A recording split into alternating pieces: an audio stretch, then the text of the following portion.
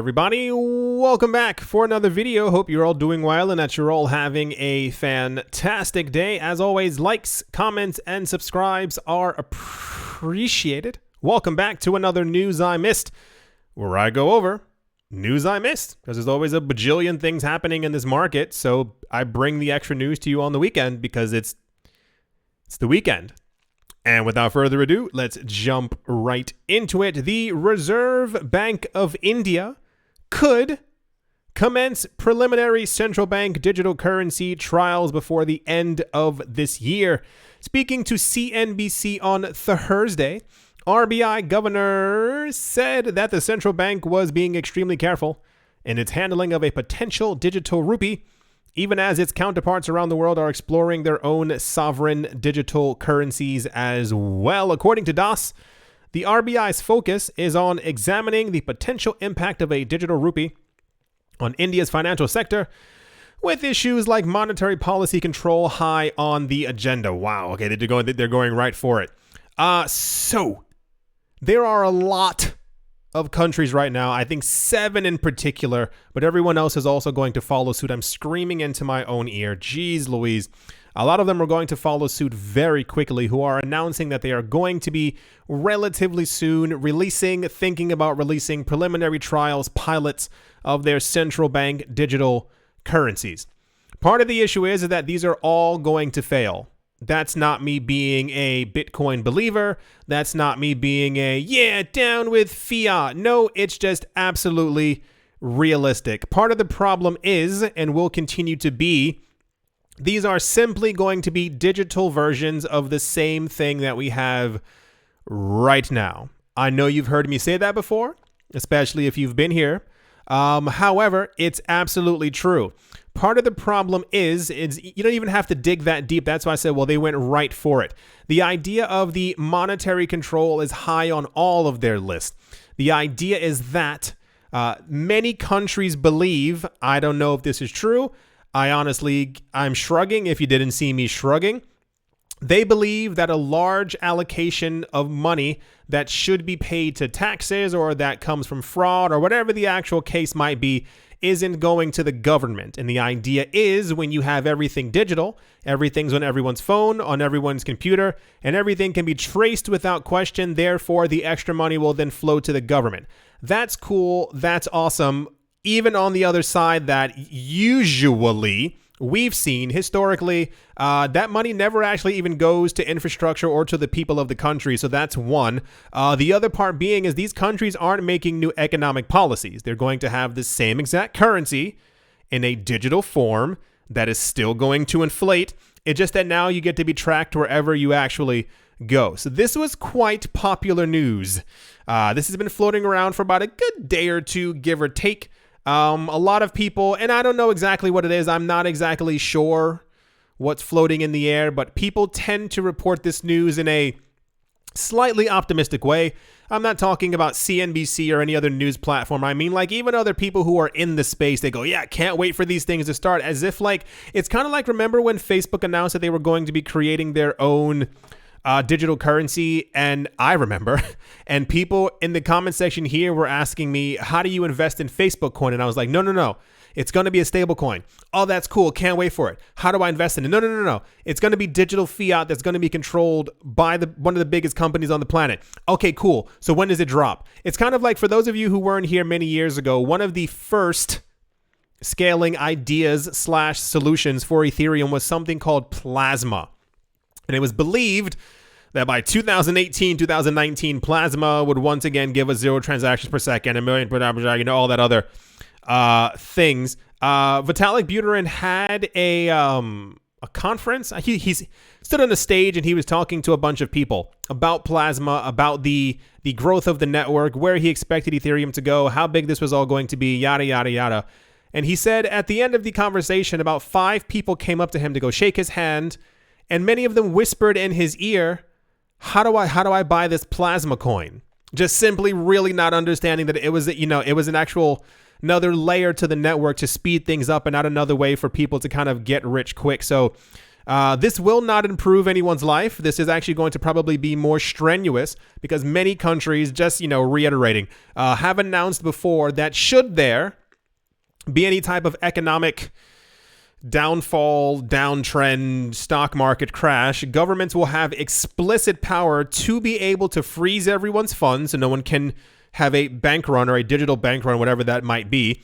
Or the other really scary part is that we already have negative interest rates in many places around the world. Many different bank accounts have negative interest rates, or you are getting zilch. Like you are right there. You're basically getting nothing. So in the event of an actual government, economic, stock market collapse, whatever word you kind of want to throw in there, the government would in turn be able to send you a text message and say, hey, the economy is in trouble. We need a little bit of money from you. And the negative interest rate is now 2% and it's being taken from you. Can you stop it? No, because your money's digital and they are the central bank that is going to centrally continue to control your money. Sounds scary? It should be, because that's just basic. It's going to happen. Like, it's not even like a dimension of like, wow, I haven't seen that movie. They could never do that, but this is exactly what's going on. So anyway, that's that news. And let's move on. Moving on to another country who kind of gets it. The president of El Salvador, Nayib Bukele, I assume that's how you say it, has revealed the structure for the upcoming implementation of the Bitcoin law on the 7th of September. With the Chivo, I'm going to say Chivo, wallet app also available for download on the same exact day.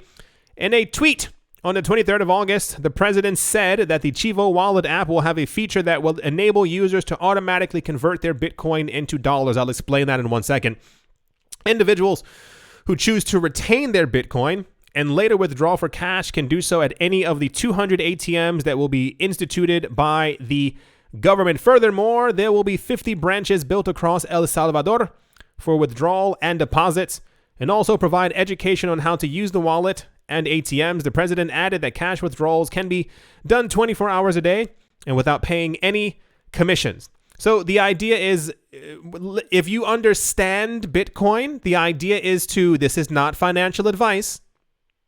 The idea of Bitcoin is to put money in and you don't have to take it out because the US dollar continues to devalue itself in comparison to Bitcoin. And Bitcoin going up by 12% over the course of a week, you get it, math, numbers. However, over the last 2 or 3 weeks, I have made sure not to report on this because I thought it was one of the dumbest things in the entire world.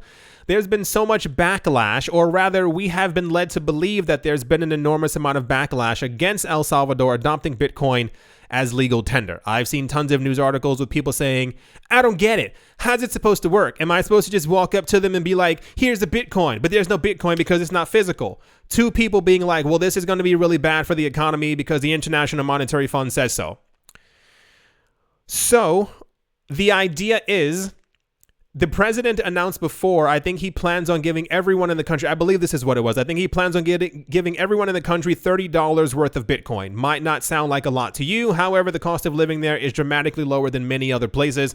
And the idea is, if you hold on to this Bitcoin, you will be potentially very good in 5-10 years times with your, I assume that's 125, what is it, like 80,000, 100,000 Satoshis. On top of that, a lot of people have been complaining online, and I assume these are also, not that they're fake people, but listen, if you don't get it or don't want to adopt Bitcoin, Bitcoin is going to be legal tender within the country, but it is not going to be the only legal tender. It is still going to be the dollar, their dollar, whatever currency that they're actually using.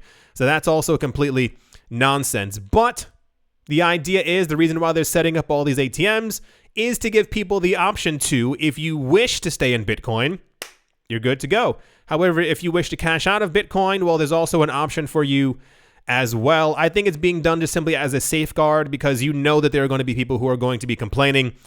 It's just kind of how things are. This was quite popular news over the course of the week. It says El Salvador sets up 200 ATMs and 50 kiosks for exchanging Bitcoin. Cool. I assume they're going to be one of the wealthiest countries on the planet. Just assuming in the future. And the International Monetary Fund and the BIS are just complete nonsense anyway. They are special. And that's the nicest way of saying it. They've been trying to control monetary policies and have been controlling monetary policies since before all of us were born. And the fact that other countries or any country would even think of stepping out of line, it's kind of a lot for them. So, I mean, once again, this is all one major gigantic Bitcoin experiment, and we'll see exactly where all this goes in the next 5 to 10 years. And without further ado, let's move on. Also in the news that no one cares about because you shouldn't honestly care about it, Paxos, a New York-based blockchain infrastructure firm, announced on Tuesday that it had changed the name of its stablecoin from the Paxos Standard to Pax Dollar. Wow. And that the token's ticker symbol will become USDP. That is USDP. They said the USDP ticker more easily identifies Pax Dollar as a US dollar-backed coin. Oh, I mean, I didn't get it before. As USDP, everyone will be able to instantly recognize our token as a dollar-backed stablecoin. The announcement comes as Paxos is fighting for attention amid a highly competitive stablecoin market that is dominated by Tether, a controversial overseas token. Are you joking? Who wrote this article? A controversial overseas token. You should never write another article again. First of all, what? How? I'm going to try and calm myself down because if I actually go on a rant, this video is going to be about 45 minutes long. What I want to say is it's controversial because other companies have come out before and said bad things about Tether that may or may not be true because they're in the same competitive space. The other part is an overseas token. Are you freaking kidding me? It is a digital coin on a blockchain that we're all using. I'm going to assume that whoever wrote this article or any other article probably does not have any problem with Bitcoin miners being in Iceland, Germany, Mexico, or South Africa. Stop the nonsense. There's so much crap going on in this market. People really drive me insane. The point is, Paxos has changed their name. No one cares because it's Paxos. Why do I say that? Because there are already 47 at least other stable coins. You know how like we barely need one US dollar floating around? Imagine having 49 identical things trying to all mimic the exact US dollar. There's of course going to be dominance for a first mover, and that is Tether. And also, once again, we don't need all these different stable coins. It's the same exact way we literally do not need 50,000 different altcoins.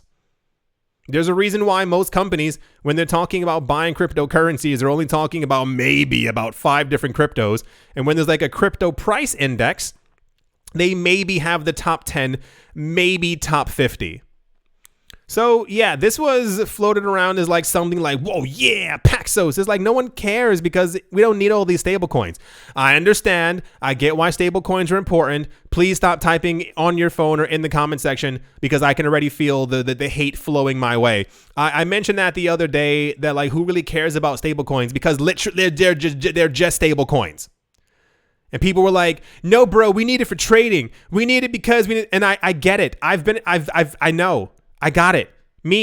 I understand. I totally get it. But once again, it's Paxos. Like legitimately, we would be totally fine if we just had Tether and Gemini Dollar. And you know I don't care for the Gemini anything. So you get it. Anyway, cool. Love the rebranding. Sounds cool. I mean, I didn't get it before, but now Pax Dollar, I'm totally going to be using it. I'm not going to be using it. All right, let's move on. Oh, overseas token? Are you freaking kidding me? Get a life. Get an actual freaking life, dude. A selection of companies operating in the DeFi industry, as well as Kraken, are donating to the open source development teams working on Ethereum 2.0. DeFi is a crypto sector. It's DeFi. With most of these projects being built on Ethereum, the DeFi companies involved have a clear interest in the success of the number 2 network. So the news is this was also quite popular during the course of the week. A number of companies have donated to the development of Ethereum 2.0. People were quite surprised that Kraken donated. They're Kraken. I think they're what like the third or fourth most well-known cryptocurrency exchange, I think at least within the United States. So no one should be surprised. I'm not even going to say any more about this. Like it's money. Like they're all donating money in some sort of way. Like you simply, like Kraken is not only donating money to Kraken. I don't know Kraken people, but I'm going to logically assume they're probably into at least 15 other different companies and projects. Why? Because they're into crypto. You can't just bet on yourself. You're like, yeah, we're going to do really well this quarter. No, you make sure to give money other places. And there are a lot of companies and institutions and banks and governments who are betting really big on Ethereum 2.0. So, you sprinkle some money onto it and it pays back dividends later on. Overseas token. Anyway, that's the Kraken news. This was really popular during the course of the week. Good for them. Can't wait. 1.5 million donated to Ethereum 2.0. I'm sure they have a lot more than that altogether. The question now being, when will we get Ethereum 2.0? I think that's more the real question. Let's move on. And to finish things off, and I implore you, if you were not doing so before, just to keep at least one ear open for this one. Coinbase is allegedly under fire for alleged terrible customer service, allegedly following reports of users' accounts being hacked and drained of funds, allegedly. According to a Tuesday investigation by CNBC, thousands of customers across the country have lodged complaints against Coinbase. The outlet stated that it had interviewed numerous Coinbase customers who claimed hackers had drained their accounts, with the issue exacerbated by the exchange not responding to customer support requests. They said interviews with Coinbase customers around the country and a review of thousands of complaints reveal a pattern of account takeovers where users see money suddenly vanish from their account, followed by poor customer service from Coinbase that made those users feel left hanging and angry. I don't think that's how you probably say that. One Coinbase client known as Tanja Vlodvik claimed to have nearly lost all of her $168,000 in cryptocurrency holdings after receiving a number of password change security alerts in April. Attempts to contact Coinbase by phone were allegedly fruitless. This is one. You should not ever have all of your eggs in one basket. Do not ever do this. You would not do this for your bank account. You would not do this for any other investment. You would logically, I'll put it to you this way. If you had $1 million, would you keep all of it in your bank account? Probably not. You'd probably allocate some of it into buying a home, maybe some investment properties. Maybe you're really into gold and silver, so you'd buy some gold and silver. You might want to buy some crypto. Not investment advice, but you might want to do so. And you should probably have this in multiple places. And by multiple places, I mean you should have it on, if you are a truster of legalized, registered, government compliant cryptocurrency exchanges, please make sure that you have on 2-factor authentication, if not 3-factor authentication. I don't think that's a thing, but you understand what I'm saying. You might want to look into also buying a hardware device so that you make sure that once again, you have it in several places. There have been tons of reports like this over the last couple of years, not days, not weeks, months, but years, at least 3 or 4 plus, where people have all their money on one exchange and then it goes poof. Do you want that to happen to you? Probably not. So make sure that this isn't you. And the other part is just to, Coinbase has had a lot of complaints for a long time. I used to be a Coinbase user. No, not anymore. Just because I have had experiences before where I wasn't able to take my money off, my own money, where I was trying to contact customer service. This is my own experience, and I couldn't get through to anyone. It was absolutely terrible. You feel completely lost. You feel like, hey, where's my money? I, luckily for me, was able to retrieve my funds, but that fear, never want to feel that again. So this is, while it's not a very popular news story, I do, as always, ask you to please pay attention. If you have not already done so, make sure that your money is not all in one place. If you have, those 12 or 24 word password, what's it called? Like recovery things, even more so. This is not a thing. It's not me telling you to do it, but I was looking on Ledger yesterday. Didn't know they had these. They have these like metallic little, They look like card holders kind of, but apparently they're fireproof, waterproof, and all this other stuff. You'd actually like lock in your 24-word passwords. I think some people definitely need that. Just throwing that out there. But yeah, I saw this and was like, I hope these people get their money back in some sort of way, but just understand that these things can happen, and I do not want it happening to you. So didn't mean to have a long dad talk, but realistically, like I don't want any of you in the situation where you could have withdrawn $250,000 and you check your account and it says 0. Please protect your money. That's all I'm going to say. Yeah. I do hope you all enjoyed. I do hope that you all have had, continue to have a great day, a great morning, a great afternoon, a great evening, wherever you are, wherever you might be. I do hope that it is absolutely fantastic. Thank you all once again for watching and or listening. And I will most certainly, I'm trying to follow the line, most certainly be talking to you all soon. See